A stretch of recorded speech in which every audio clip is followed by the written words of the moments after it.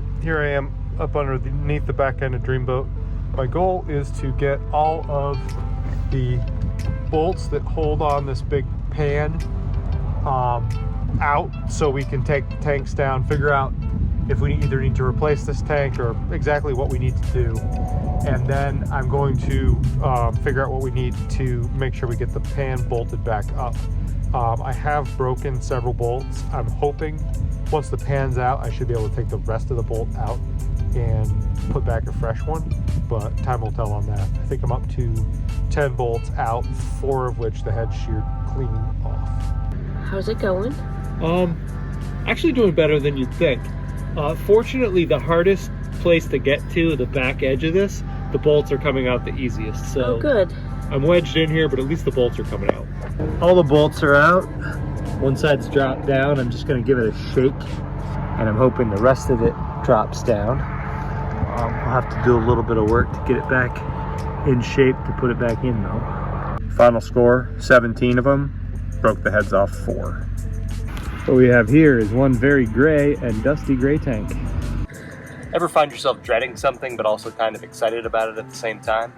I'd like to make some progress on this gray water tank, and so I'm going to go test it to see if it leaks, and I'm excited about that, but I'm also dreading it a little bit.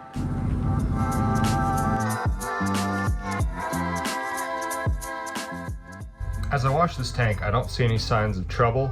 It's been hidden from sunlight, so there's less chance of any UV damage causing any sort of cracking or weakness. It also doesn't seem to have any major chafing.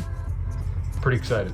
I have the old gray tank over there filling up with water, but I'm wondering how to get the loose junk in it. Well, not loose, that there's junk stuck to the sides, and I'm wondering how to get it loose.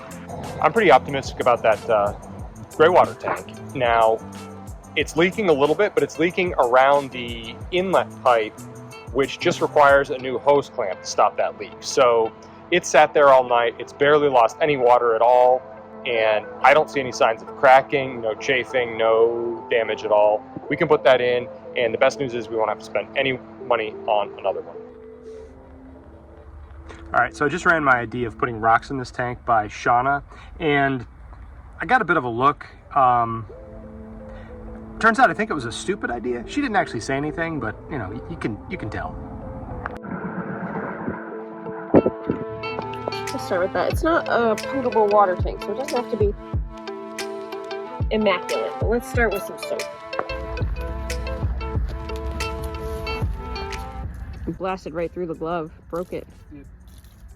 I meant to tell you there was an incident. The curved water tank, the water tank that we've been traveling with for a while now, I stepped up on that and it cracked, and I think it was just brittle from being out in the sun, which is, I'm happy this hasn't been in the sun, but I'm glad we're testing it. Well, that's unfortunate. Now I'm gonna have to buy a new tank. I'm not sure, even if it wasn't sun cracked, that it should be Stepped on? Yeah. I get that, but I think it told us what we needed to know about that tank, which is we shouldn't trust it. Right, sure.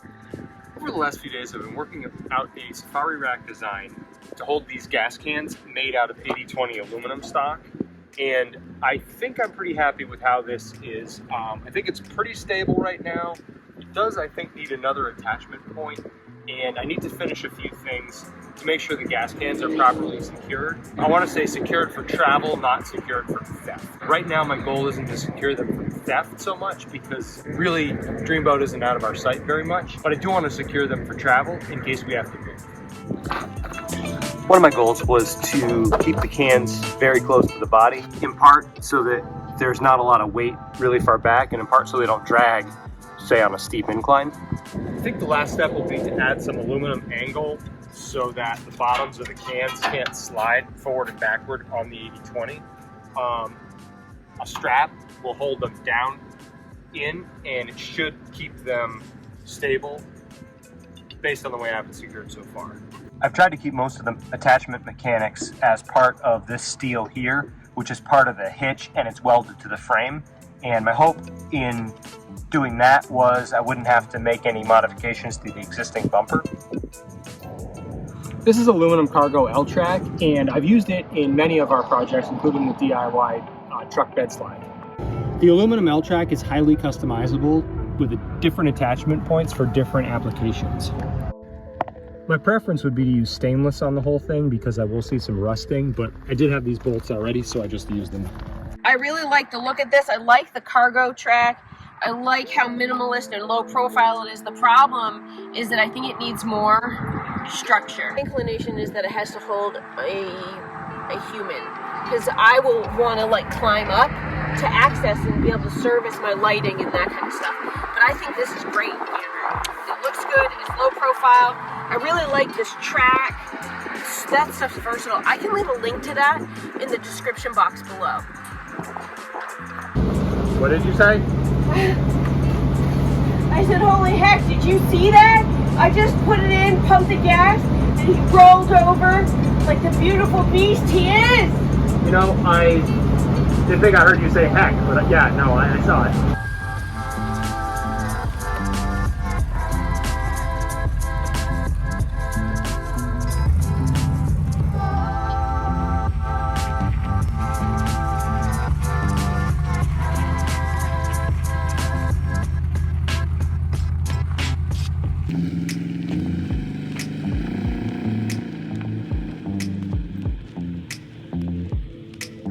You know, I don't think those cans move. All right.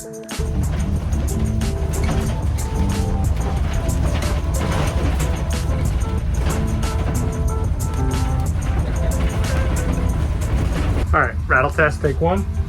Ready? Don't Yeah. fall out the door, please. I'm not going to. Hold on to your butts. Huh? Dress apart.